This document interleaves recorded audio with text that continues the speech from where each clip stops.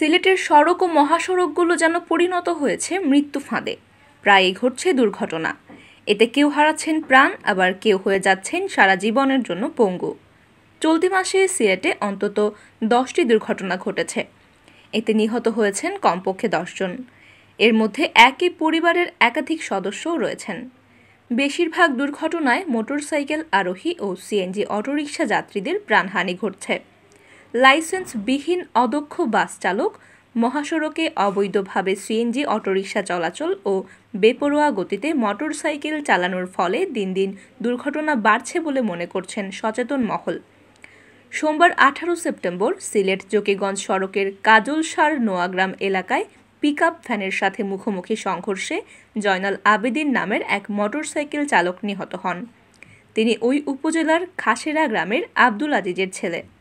এর আগে গত 17 সেপ্টেম্বর সিলেট ভোলাগঞ্জ বঙ্গবন্ধু মহাসড়কের শালুটিকর মিত্রিমহল এলাকার মোটরসাইকেল দুর্ঘটনায় সিলেট সদর উপজেলার জালালাবাদ ইউনিয়ন পরিষদের চেয়ারম্যান, আওয়ামী লীগ নেতা ওবায়দুল্লাহ ইসহাক ও জেলা ছাত্রদলের যুগ্ম সাধারণ সম্পাদক এম হাফিজুর রশিদ নিহত হন।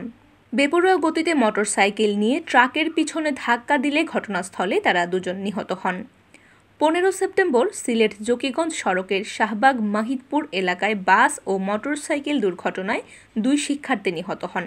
তারা হলেন কানাইঘাট উপজেলার সুতার গ্রামের বাসিন্দা মেহেদি হাসান ও মাহদি হাসান রাফাত।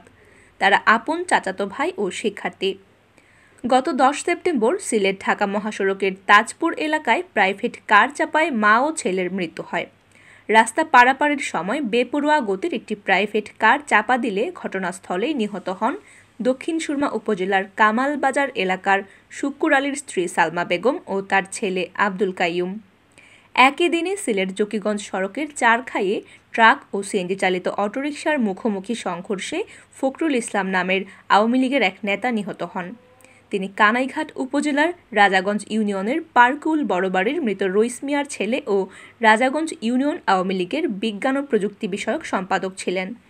দুর্ঘটনায় অটোরিকশার আরও 2 যাত্রী আহত হন।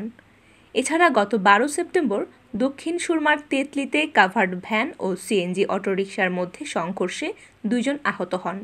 এর মধ্যে রেজওয়ান আহমেদ নামের এক যাত্রী গুরুতর আহত হন। বর্তমানে তিনি ঢাকা পঙ্গু হাসপাতালে চিকিৎসাধীন। সিলেটে ঘন ঘন দুর্ঘটনার জন্য হিসেবে বেশ কিছু কারণকে দায়ী করেছেন সচেতন মহল। এর মধ্যে অন্যতম মহাসড়কে অবৈধভাবে সিএনজি অটোরিকশা চলাচল ও বেপরোয়া গতিতে মোটরসাইকেল চালনা। সরেজমিন দেখা গেছে সিলেট ঢাকা ও সিলেট তামাবিল মহাসড়কে অবৈধভাবে দেদারসে চলছে সিএনজি চালিত অটোরিকশা। অভিযোগ রয়েছে মাসোহারার বিনিময়ে পুলিশ ম্যানেজ করেই মহাসড়কে অটোরিকশা চলাচল করে। নির্বিঘ্নে চলাচলের জন্য পুলিশের পক্ষ থেকে অটোরিকশা চালকদের নির্দিষ্ট টোকেন দেওয়া হয়ে থাকে।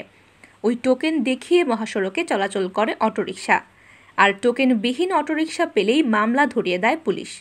এছাড়া সড়ক ও মহাসড়কে টিনেজারদের বেপরোয়া গতিতে মোটরসাইকেল চালানোর কারণেও ঘটছে দুর্ঘটনা ও প্রাণহানি। সড়কে দুর্ঘটনা বৃদ্ধি ও কারণ প্রসঙ্গে হাইওয়ে পুলিশ সিলেট অঞ্চলের পুলিশ সুপার মোহাম্মদ শহীদুল্লাহ জানান, সিলেটে সড়ক মহাসড়কগুলোতে নানা কারণে ইদানিং দুর্ঘটনা বেড়েছে। সিলেট ভোলাগঞ্জ মহাসড়কে অনেকেই বেপরোয়া গতিতে গাড়ি চালান। রাস্তা ভালো হওয়ায় পর্যটকরা এই মহাসড়কে গতিসীমা মানেন না। সিএনজি অটোরিকশাগুলো চলে বেপরোয়া গতিতে, তাই দুর্ঘটনা ঘটছে। সিলেট ঢাকা মহাসড়কের বিভিন্ন স্থানে ভাঙা রয়েছে, তাই চালকদের আঁকাবাঁকাভাবে গাড়ি চালাতে হয়। বৃষ্টি হলে রাস্তা পিচ্ছিল হয়েও দুর্ঘটনা ঘটে। এছাড়া এই মহাসড়কে প্রচুর পরিমাণ 3 হুইলার অবৈধভাবে চলাচল করে। এসব গাড়ির চালকদের কোনো অভিজ্ঞতা নেই। পথচারীরাও অনেক সময় অসচেতন হয়ে রাস্তা পারাপার করতে গিয়ে এই মহাসড়কে দুর্ঘটনা ঘটছে। এছাড়া সকল সড়ক মহাসড়কে বেপরোয়া গতিতে মোটরসাইকেল চালাতে গিয়ে দুর্ঘটনা ঘটছে।